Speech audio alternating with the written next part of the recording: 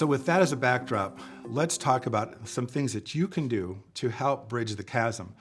And one of the things I like to do in the organizations that I work in is be sort of a teacher, an evangelist. And if you think about the digital heat wave that's intensifying out there, there are three things you can do to sort of reach across the chasm and start to teach your C-suite executives about the things that are coming that'll influence and impact your go-to-market strategies in your company. So I'll start this by saying that everything is different now, and I mean that in the most sincere way. Because if you think about go-to-market solutions, the digital wave that we're talking about has infiltrated every aspect of our lives in ways that none of us could have imagined. And this is what Forrester Research calls the age of the customer. So if you take a look at this collage of pictures, you'll see that smartphones have infiltrated every aspect of our lives. It was only 7 years ago that Apple released the iPhone. And so you can see smartphones rather, in just about every avenue, in subway stations, in concerts. In fact, most people don't watch concerts with their naked eye. They watch through that 3 to 4 inch lens. If you're lucky enough to have a family dinner now, this picture on the lower right is pretty typical of what you'll find. Everyone, including the parents now, are all engrossed in their smartphones. And so in my family, we have a no smartphone zone so that we can all engage with one another and not through text messages across the table. So these devices are going to continue to proliferate and find their way in every aspect of our lives. So as I said, this is what Forrester calls the age of the customer. And I love the way they describe it. It's a technology-fueled, customer-led disruption that is in fact arriving on our doorsteps unexpectedly right now.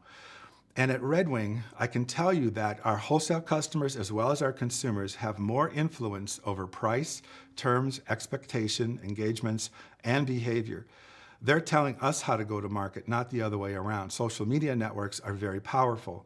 Just think about 10 years ago, a bad retail shopping experience. When you got home, the only people that would know about that typically would be your friends and family. Today, that bad experience is broadcast across social media networks in a nanosecond with Twitter and Facebook.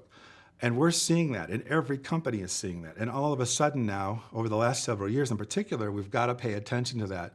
Whether you're a retailer or a manufacturer, it doesn't matter, because people are talking about your company right now as we sit here today. Secondly, there's this notion called the mobile mind shift, and that's the expectation that any product or service is available on the device of choice in the appropriate context at your moment of need. So imagine you're sitting at a retail outlet, you're looking at a product, you're interested in learning more about it. Maybe there isn't a staff person around to help you out, and you just want to grab your smartphone, go to the manufacturer's site, look at ratings and reviews, and find out about this product. That's the norm now, and we're going to see that in huge waves. People are expecting now that regardless of who you are, that you need to go to market so that you can communicate, consume, and transact information around your products and services, regardless of what your company does. This is happening in spades, and I'll tell you, at Red Wing, we're seeing this in our wholesale business, which is kind of surprising. So essentially what that means is there's a convergence between business to consumer and business to business transactions. We're now seeing wholesale customers ask us to deliver ratings and reviews and product suggestions just like they're accustomed to when they're buying retail products. So that's having a profound effect on how we go to market. All of a sudden we have to think about how to deliver ratings and reviews on a wholesale site when people are buying large quantities of footwear.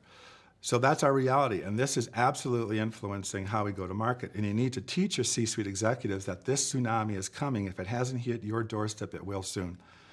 The third thing is this notion of the Internet of Things. This is one that I find particularly fascinating because it's starting to creep into everyday life with Fitbit and a number of other devices that I'm sure you're all familiar with.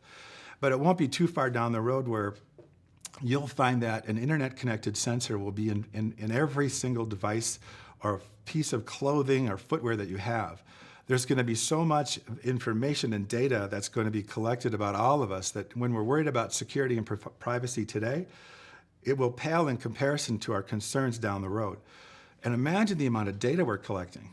Retailers, wholesalers, and companies that can capture and harness that information will move ahead of their competitors. So you need to talk about this Internet of Things revolution that will in fact change the way every company goes to market. So what does all this mean? And that's a great question because I think it means that every company now, no matter the product or service, is now a technology company too by default. So when you're talking to the C-suite executives about this mobile mind shift and the age of the customer, and they have this perception about IT, you've got to help them come around to a new way of thinking. And you've really got to self-assess your own performance to make sure that you're delivering on the promise that we talked about here today.